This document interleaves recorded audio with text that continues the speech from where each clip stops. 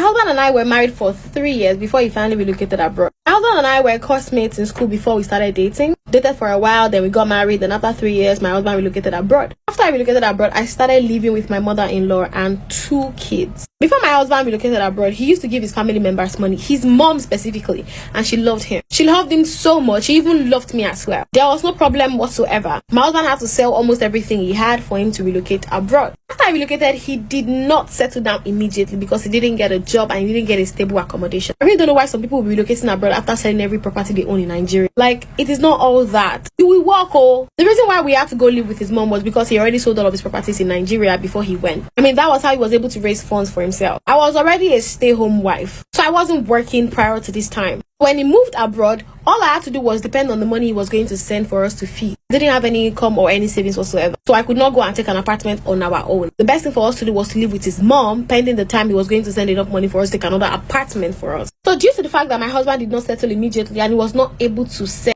enough money, nothing to me, nothing to his mother, she started maltreating me. She literally turned me to a slave in front of my children. As she was maltreating me, she was maltreating my kids. We were all slaves to her because she was feeding us and accommodating us, so we had no choice. If I tell my husband about it, he's going to tell me to calm down and be patient, that he's trying to sort himself. And I didn't want to really burden that man because I know he doesn't even have anywhere to stay. So how did he travel out? I only have 2 kids and I used to be a very young woman, but I started looking old.